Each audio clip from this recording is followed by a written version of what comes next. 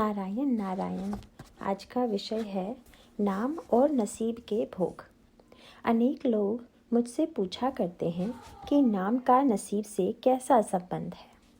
एक दृष्टि से यह प्रश्न बड़े महत्व का है, क्योंकि कई लोग नसीब के भोग टालने के लिए नाम स्मरण करते हैं। सामान्य व्यक्ति की धारणा होती है कि देह का सुख दुख मेरा सुख दुख है। इतना ही नहीं, वह तो यह भी मानता है कि देह सुख में है तो मैं सुखी हूँ और देह दुख में है तो मैं दुखी हूँ। नसीब के भोग ने अब तक किसी को खाली नहीं छोड़ा है। फिर किस ढंग से नसीब से निपटे, यह ध्यान में रखा जाए कि नसीब की पहुँच केवल देह तक ही होती है। अतः जिसकी देह बुद्धि कम हो जाती है वह देह के सुख दुख से सुखी या दुखी नहीं होता। नाम स्मरण के कारण देह बुद्धि कम हो जाती है, इसलिए नाम स्मरण करने वाला व्यक्ति नसीब के भोग भुगतता है, फिर भी वह प्रसन्न रहता है। नाम स्मरण के कारण मिलने वाले आनंद की तुलना में उसे नसीब तुच्छ लगता है।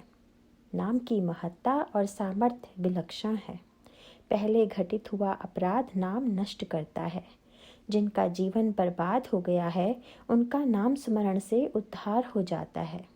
नाम स्मरण सभी प्रार्थनाएं पूजा सेवा का राजा है। भगवान का रूप आनंदमय है। उसकी समीपता नाम स्मरण के कारण प्राप्त होती है। उसकी कृपा होने में देरी नहीं लगती, बल्कि जिस पर भगवान की कृपा है उसी के मुख में नाम आता है। नाम स्मरण एकमात्र ऐसा साधन है जो सभी समय सभी स्थानों में अपनी अवस्थाओं में कर सकते हैं। नाम स्मरण में उपाधि बहुत कम है, इसीलिए निरुपाधिक भगवान के साथ नाता जोड़ने के लिए उसके जैसा दूसरा साधन नहीं है। सच कहता हूँ, कितने प्रकार से मैं तुम्हें समझाऊँ। नाम स्मरण में अखंड रूप से रहना ही मोक्ष है।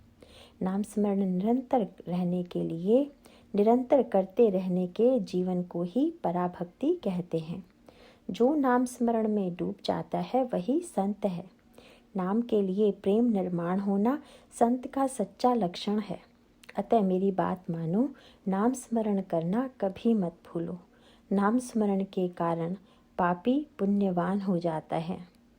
नसीब के भोगों दुखों से त्रस्त न होते हुए भगवान ने हमें जिस स्थिति में रखा है उस स्थिति में संतोष मानो। कभी उसके नाम को मत भूलो। देही बुद्धि कम होना ही पुण्य है और वह नाम स्मरण से प्राप्त होता है। नाम स्मरण के कारण कली की सत्ता नष्ट होती है। बुरी या विषय वासना से बुद्धि भ्रष्ट करना ही कली का मुख्य लक्षण होता है। उसे जड़ से काटने का काम नाम स्मरण करता है। इसलिए नाम धारक को कली की बाधा नहीं होती। उसे प्रारब्ध का भी भय नहीं होता। प्रारब्ध भी उसके सामने तुच्छ हो जाता है। नाम स्मरण के कारण शरीर पुण्यमय बनता है। जिसके हृदय में नाम होता है वहाँ भगवान को स्वयं आना पड़ता है। इसलिए उसके शरीर में सत्व गुण की वृद्धि होती है और वह पुण्य रूप बनता है। देह को नसीब पर छोड़ दो, स्वयं उससे अलग रहो। जो परिणाम होगा उसमें आनंद मानो। भोग या आपत्तियाँ प्रारब्ध से आती हैं, ऐसा कहने की बजाय वे भगवान की इच्छा से आती हैं, ऐसा कहने से संतोष प्राप्त होगा।